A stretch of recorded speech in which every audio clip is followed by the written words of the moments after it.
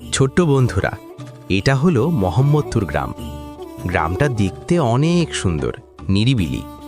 এই গ্রামে বাস করত রিপন নামে একটি ছেলে। সে থাকতো তার মায়ের সাথে।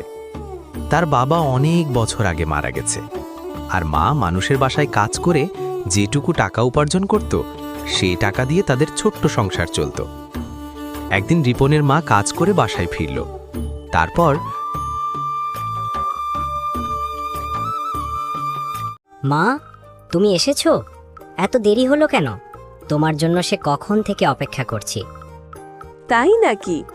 বাবা আর অপেক্ষা করতে হবে না, আমি চলে এসেছি। মাগো, তুমি যখন দেরি করে আসো আমার একা একা ভালো লাগে না। কি করব বল, কাজ না করলে তো আমাদের এই সংসার চলবে না। তোকে খাওয়ানো পড়ানো এসব কিছুই হবে না রে। আমি কাজ করি বলে আমাদের এই ছোট্ট সংসার চলতেছে। তোর খাওয়া পড়া ঠিকমতো হচ্ছে।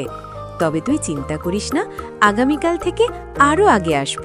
পরের দিন সকালবেলা রিপনের মা আবার মানুষের বাসায় কাজ করতে যায়।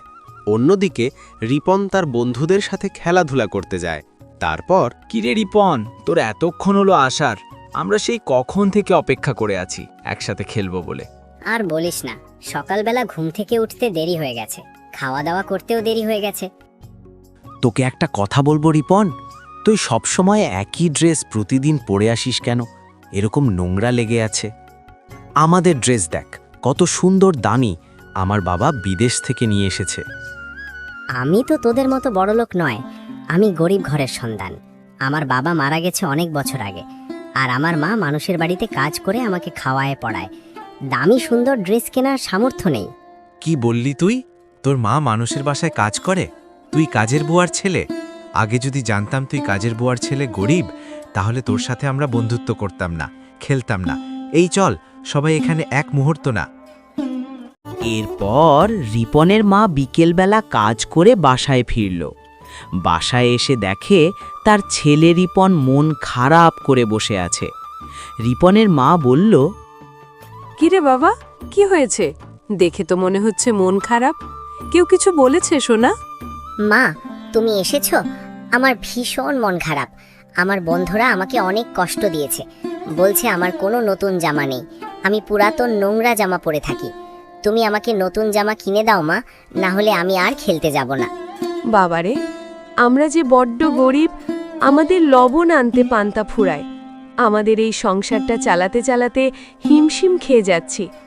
তারপর আবার তোর নতুন জামা কিনতে হবে। ঠিক আছে সোনা, তুই চিন্তা করিস না।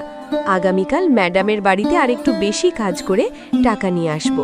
সেই টাকা দিয়ে তোর জামা কিনে দিব। সত্যি বলছো মা? কি মজা, কি মজা! আমার নতুন জামা হবে। তুমি আমার সোনা মা, আমার টুঙ্কু মা, আমার লাভলি মা। তুমি অনেক ভালো।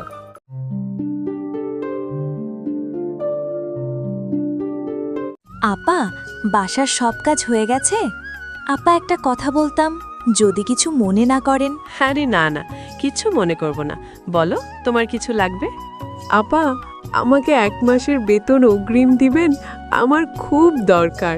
আমার একমাত্র ছেলে একটা নতুন জামা চেয়েছে। আমি মা হয়ে যদি কিনে দিতে না পারি, আমার অনেক কষ্ট হবে। আর সবচেয়ে বেশি কষ্ট পাবে আমার ছেলে। দয়া করে 1 মাসের বেতন আমাকে অগ্রিম দিবেন আপা। মায়া, তুমি অনেক ভালো একটা মেয়ে। বহু বছর ধরে আমাদের বাসায় কাজ করছো। তোমাকে 1 মাসের কেন, 2 মাসের বেতন অগ্রিম দিব। নাও, এবার তোমার ছেলের জন্য নতুন জামা, সেই সাথে ভালো টাটকা তরিতরকারি, শাকসবজি, মাছ মাংস কিনে বাড়িতে যাও। ছেলেটাকে ভালো মন্দ খাওয়াও। এরপরে মায়া তার একমাত্র ছেলের স্বপ্ন পূরণ করার জন্য তার মালিকের কাছে একটু বেশি সময় নিয়ে কাজ করছে। শরীরে অনেক ক্লান্ত। এরপর দ্বিগুণ বেতন নিয়ে ছেলেদের জন্য নতুন জামা কিনে বাড়ির দিকে রওনা দিল। শরীরে ক্লান্ত থাকলেও মুখে রয়েছে হাসি, কারণ তার একমাত্র ছেলের স্বপ্ন পূরণ হতে যাচ্ছে। তারপর বাড়ি যাওয়ার রাস্তায় হাঁটতে হাঁটতে ছেলেকে নিয়ে হাজার স্বপ্ন বুনছে মায়া। এই দেখ বাবা, তোর জন্য কি এনেছি, তোর নতুন জামা। এবার খুশি হয়েছিস তো? মা, ও মা, তুমি না খুব ভালো। তুমি আমার স্বপ্ন পূরণ করেছ। আমি খুব খুশি, খুব আনন্দিত। আমি মানুষের কাছে গর্ব করে বলতে পারবো আমার মা সবার সেরা। তাই নাকি সোনা? পাগল ছেলে একটা। আমিও খুব খুশি হয়েছি রে বাবা তোর এই মিষ্টি হাসিটা দেখে। বেশ কিছুদিন ধরে রিপনের মা অসুস্থ ছিল। তারপরও অসুস্থতার কথা না ভেবে সন্তানের স্বপ্ন পূরণ করার জন্য অসুস্থ শরীর নিয়ে দিনরাত কাজ করেছে। টাকা উপার্জন করে নতুন জামা কিনে দিয়েছে। ছেলেটাও খুশি, কিন্তু সেদিন রাতে আরও বেশি অসুস্থ হয়ে পড়েন। এজন্য মায়া রিপনের মা সেদিন রাতে মারা যায়। তারপর এই কি হলো মা? এটা হতে পারে না। তুমি আমায় ছেড়ে যেতে পারো না মা।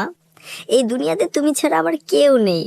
গতকালকে তুমি আমাকে নতুন জামা কিনে দিয়েছো, আমার স্বপ্ন পূরণ করেছো। আজকে তোমাকে নতুন জামা পরিয়ে তোমাকে দেখাবো না, তার আগে তুমি মরে গেলে। তোমাকে আমি দেখাতে পারলাম না মা, আমার এই ড্রেস পরে কেমন লাগছে। আমি যে এতিম হয়ে গেলাম মা, আমার যে কেউ রইল না। এভাবেই কেটে গেল 10 বছর। রিপন বড় হলো, পড়াশোনা শেষ করল। এখন রিপন বড় MBBS ডাক্তার। গ্রামের সকল মানুষকে বিনা পয়সায় চিকিৎসা করা শুরু করল। গ্রামের মানুষের কাছে সে প্রিয় পাত্র হল। একদিন সেই রিপনের ছোটবেলার বন্ধুর বাবা অসুস্থ হল। রিপনের হসপিটালে রিপন নিজে চিকিৎসা করে তাকে সুস্থ করল। রিপনের বন্ধু ভুল বুঝতে পারল এবং রিপনের কাছে ক্ষমা চাইল। কারণ ছোটবেলায় একদিন রিপনের পোশাক গরিব কাজের বুয়ার ছেলে বলে অপমান করেছিল। এজন্য রিপনের বন্ধু লজ্জিত এবং অনুতপ্ত। হাত জোর করে ক্ষমা চাইল। রিপন অবশ্য তার বন্ধুকে ক্ষমা করে দেয়। রিপনের বন্ধুও আল্লাহর কাছে শুকরিয়া জানায়। আজ আল্লাহর দোয়ায় এবং এর জন্য তার বাবা সুস্থ হল। তারপর থেকে রিপনের সাথে আর কোনো বন্ধু খারাপ আচরণ করে না, অপমান করে না, বরং তারা মিলেমিশে থাকে।